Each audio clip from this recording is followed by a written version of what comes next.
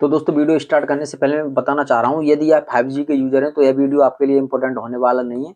और यदि आप 4G का यूज़ करते हैं, 4G मोबाइल इस्तेमाल करते हैं तो यह वीडियो आपके लिए काफ़ी इम्पोर्टेंट होने वाला है। तो दोस्तों देर ना करते हुए चलते हैं वीडियो की तरफ। नमस्कार दोस्तों, आपने देखा होगा कि यदि हम किसी दिन फ्री होते हैं तो अपना ज़्यादातर टाइम स्पेंड सोशल मीडिया एप्लीकेशनों पर ही करते हैं, क्योंकि सोशल मीडिया एक ऐसा प्लेटफॉर्म है जहाँ पर लोग अपना टाइम वेस्ट करते हैं, वो भी बड़े इंटरेस्ट के साथ में। क्योंकि आपने भी देखा होगा कि यदि आप 10 मिनट के लिए या 15 मिनट के लिए अगर आप सोशल मीडिया पर एक्टिव होते हैं तो आपका यह 10-15 मिनट कब 1 घंटे में बदल जाता है, कब 1.5 घंटे हो जाते हैं, इसका आपको पता नहीं चल पाता है, क्योंकि वह इंटरेस्टिंग टॉपिक होता है। तो कोई भी हो, चाहे यह कोई काम हो या फिर टाइम पास करना हो, तो मैं यही कहना चाहूँगा, अगर आपके लिए वह चीज़ अगर इंटरेस्टिंग है, वह टॉपिक अगर इंटरेस्टिंग है, तो इसमें आपको अपना टाइम वेस्ट होने का एहसास ही नहीं होगा कि मेरा टाइम कितना गुजर चुका है। तो दोस्तों आज मैं इसी से रिलेटेड बात करने वाला हूँ। जैसा कि आपने देखा होगा कि यदि हम किसी भी सोशल मीडिया एप्लीकेशन पर आते हैं और कब 1 घंटा 2 घंटा, तो दोस्तों मैं यही कहना चाह रहा हूँ कि यदि हम किसी सोशल मीडिया एप्लीकेशन पर एक्टिव होते हैं तो हमारा कब 10 मिनट आधा घंटे में बदल जाता है, हमको पता ही नहीं चल पाता है। और यह टाइम ज़रूरी नहीं है कि आधा ही घंटा हो। यदि आप फ्री हैं और आप देखते चले जा रहे हैं, तो यह टाइम आपका इतना भी गुज़र सकता है कि मैं उसको बता नहीं पाऊँगा, लेकिन इतना ज़रूर बता पाऊँगा कि सोशल मीडिया एप्लीकेशन यूज़ करते-करते तो आपने कभी-कभी देखा होगा कि आपका डाटा सारा यूज़ हो जाता है।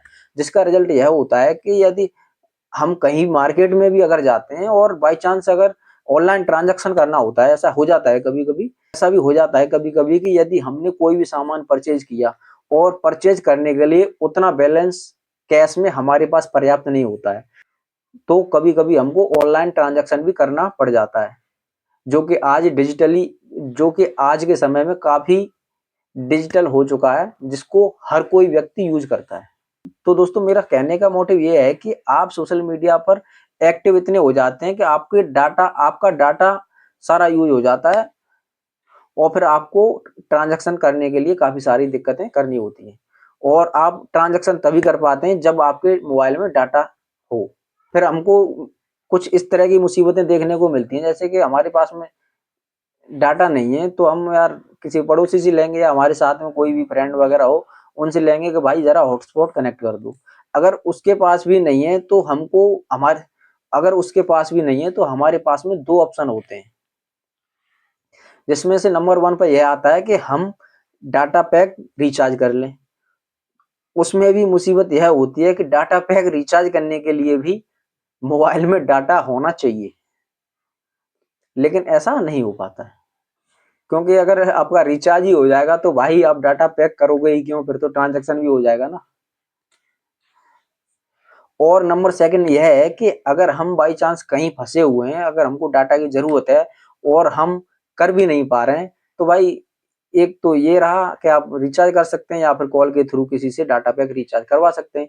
और दूसरा ये है कि हम अपने मोबाइल में अपने ही द्वारा कुछ नंबर कीपैड डायल करके डाटा लोन भी ले सकते हैं, जो कि अलग-अलग कंपनियों के अलग-अलग नंबर्स होते हैं।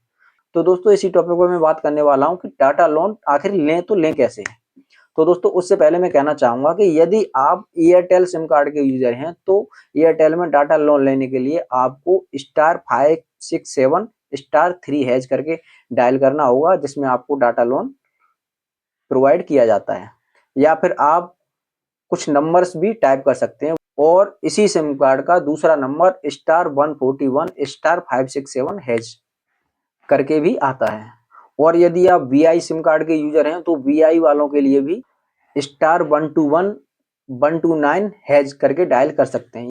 या फिर आप 121-249 पर कॉल करके कुछ की को प्रेस करने के बाद में डाटा लोन बड़े आसानी से ले सकते हैं।